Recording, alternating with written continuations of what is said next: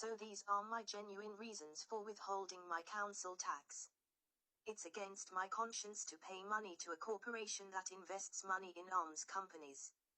It's one thing a corporation investing money in arms companies, but for that corporation to demand that you hand over money to them every month is another thing, and remember this demand is not a fee or charge for service.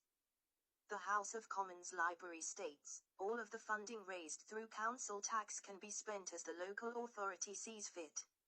It is not possible to say that council tax pays for particular local services. It is pooled with revenue from business rates, government grants and other sources of income. In law, council tax is a tax, not a fee or charge for local authority public services. There is no entitlement to a refund of council tax if a constituent believes that a particular local service has not been provided.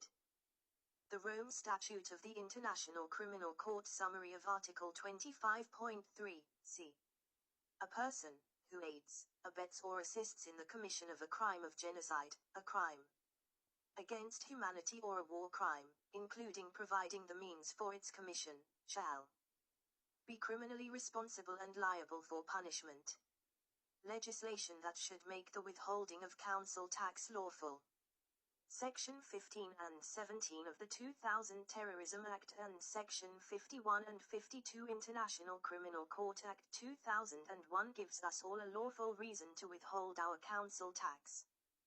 The legislation gives us a lawful reason to withhold, but the courts and council will ignore this. Under Section 13A of the Local Government Finance Act 1992, a billing authority has power to reduce amount of tax payable. 1.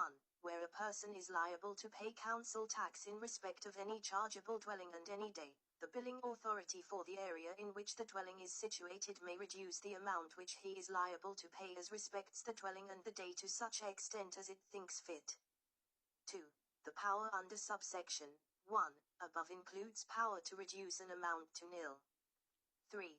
The power under subsection 1 may be exercised in relation to particular cases or by determining a class of case in which liability is to be reduced to an extent provided by the determination. Sections 15 and 17 of the Terrorism Act 2000. Under the Terrorism Act 2015 fundraising. 1.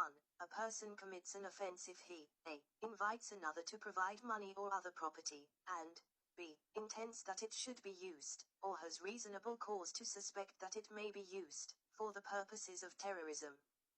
2. A person commits an offense if he, a. receives money or other property, and b. intends that it should be used, or has reasonable cause to suspect that it may be used, for the purposes of terrorism. 3. A person commits an offense if he, a. provides money or other property, and b. knows or has reasonable cause to suspect that it will or may be used for the purposes of terrorism. 4. In this section, a reference to the provision of money or other property is a reference to its being given, lent or otherwise made available, whether or not for consideration. 17. Funding arrangements. A person commits an offense if, a. he enters into or becomes concerned in an arrangement as a result of which money or other property is made available or is to be made available to another, and b. he knows or has reasonable cause to suspect that it will or may be used for the purposes of terrorism. Section 51 and 52 International Criminal Court Act 2001. 51. Genocide, crimes against humanity and war crimes. 1. It is an offence against the law of England and Wales for a person to commit genocide, a crime against humanity or a war crime. 2. This section applies to acts committed, a. in England or Wales, or b. outside the United Kingdom by a United Kingdom national, a United Kingdom resident or a person subject to UK service jurisdiction. 52. Conduct ancillary to genocide, etc. committed outside jurisdiction. 1. It is an offence against the law of England and Wales for a person to engage in conduct ancillary to an act to which this section applies. 2.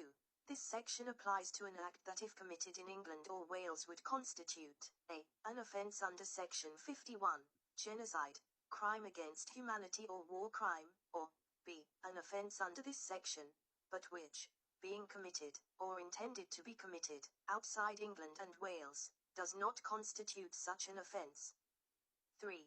The reference in subsection 1 to conduct ancillary to such an act is to conduct that would constitute an ancillary offence in relation to that act if the act were committed in England or Wales. 4. This section applies where the conduct in question consists of or includes an act committed, A. in England or Wales, or B. outside the United Kingdom.